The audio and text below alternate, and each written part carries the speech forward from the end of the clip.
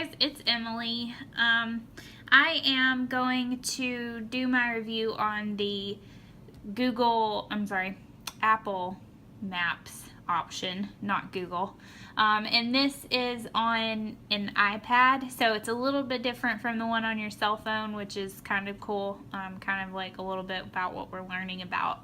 But just a couple of quick notes on this is that this is obviously in landscape mode, and then when you turn it like this, you get the same thing. Like, there isn't any additional features, everything's still the same, which I thought was still pretty cool. Like we talked about in the last discussion, is not to add a lot of features whenever you are doing or designing for landscape and portrait mode, because you don't want to throw off your user and confuse them, so I think it's really cool that Apple thinks about that and is able to keep the features the same in both modes, especially for like someone older that maybe isn't very familiar with this kind of technology. I think it's good to keep it the same across the board.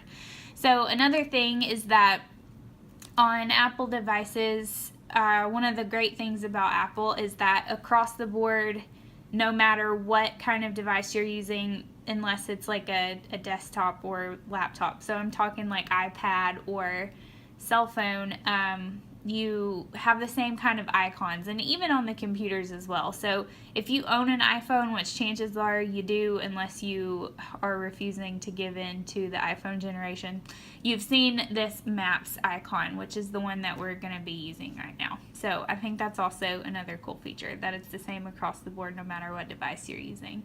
So when you open up Maps on an iPad, it looks kind of just like this, and it's really simple. You don't have that many options, which I think is awesome. Like I said, your original screen, which is one of the only screens that pulls up, you've got your search bar right here. You can search for a place or address. You've got the favorites, which we don't have any favorites set up right now. You've got this general info button and this little navigation button, which actually pinpoints your location, which I'm right there. And then you also have like a little compass. Honestly, I don't know that many people that would use that option, but some people are really hung up on navigation, so I guess that's why that's there.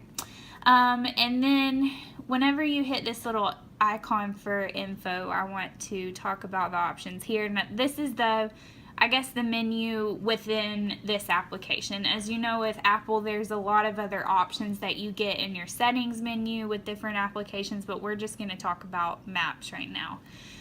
So on your map settings, you have Map, which is your default. Then you get Transit. So that would mean like if you live in a big city where you're going to use public transportation, you can do that.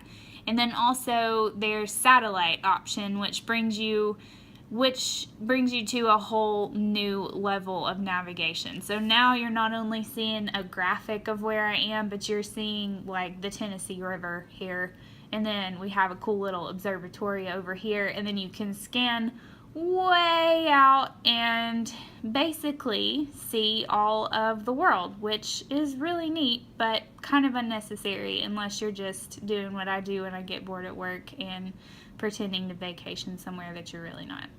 So you have that awesome feature, but we're going to go back to the Maps version right now, just for sake of simplicity and being able to actually see what's happening on the screen. So I'm going to hit the navigation button again. It's going to bring me right here to where I am in Chattanooga, Tennessee. And then we will touch on this search for different options, which I think is another really cool feature about Maps. So obviously you have to have your location turned on if you're going to use an application like this. So your computer, iPhone, iPad, whatever you're using has a location set, and it can pull up anything registered within the world, basically, near where you are. So let's say we want some food. You're going to click food and it's going to bring up your most popular options right here. I think that's super cool. It's like making the application even easier to use, because not only is it going to tell you exactly how to get there, but it's going to give you suggestions. You can click on, like, let's say we're going to City Cafe, you can click on that, and it gives you their menu and their phone number and their address, and you can look at reviews and you can add to your favorites, and I mean, there's just so much to do, which City Cafe is pretty cool, but we're not going to do that either. But then again, so let's say you change your mind and you're like, man, I don't really want to go there, so now let's just hit this button and it takes us right back to where we were, which is a super cool feature. So you're going to search for, if you want a specific address, you're going to your buddy Todd's house and he lives at 1175 Pineville Road, and it's in the same city that you're in. So you barely get it typed up and it's like, boom, your address. You don't even have to think about it. Click 1175 Todd's house. It's going to take you right to 1175 Pineville Road. You can add it to favorites. You can create a contact, and it brings it up exactly where you are. No thinking, no doing, very little clicks on your iPad or phone. I mean, it's just super, super easy. And then another feature that is present in just about every Apple application is this report an issue feature, because they always want to know if there's a problem. Most of the time they know before you know, but you never know what you're reporting and what can actually help somebody else. So we're mad at Todd. We don't want to go to Todd's house. We close out of Todd's house. We hit our navigation button and we're right back home now. In the search option, you have so many different things to search for. You can search by these categories. You can type in a zip code. It'll take you to that zip code. So let's go somewhere in Georgia, because that is a zip code I know off the top of my head. So I'm going to type in that zip code, boom, Dalton, Georgia, there it is. So if we wanted to go to Dalton, we just hit Dalton. We're 45 minutes away according to this thing, which I don't think, well, maybe 45 minutes at this point in the day, but that's neither here nor there. So you can click it, you can add it to your favorites, add it to a contact, whatever you want to do, but no one likes Dalton, so we're not going to go there. We're just going to go back home. We already talked about how to get to the app, what the app does. I think that this app is pretty easy to use. Then again, I kind of grew up in a Apple or cell phone or technology savvy generation. So stuff like this is easy for me. Now, if you were to hand this to like my mom, she wouldn't be able to tell you half of the stuff I just told you.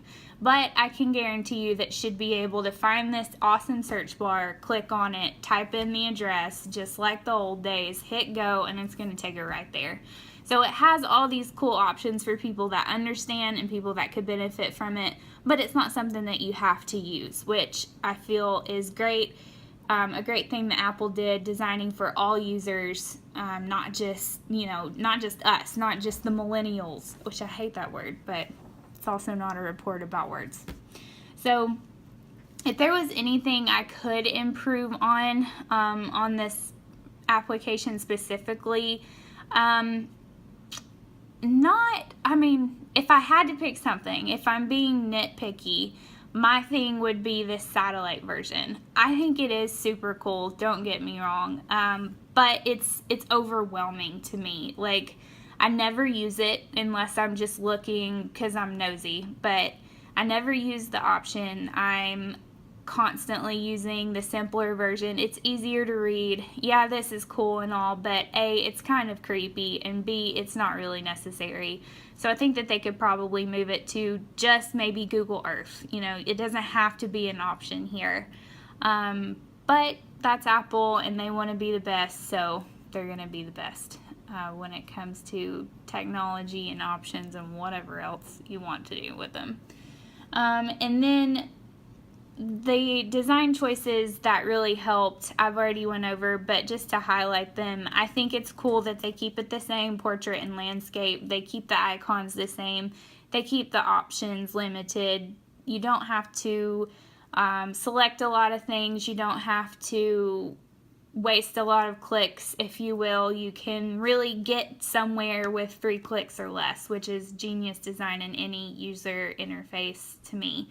You want to give your user the ability to come to your site or to your app and use it and not have to think about it. You want it to be easy, and that's marketing, that's design, that's anything with the user experience, customer service, the whole 9 yards. So overall, Apple Maps, definitely a must-have on any Apple device. Thanks, bye.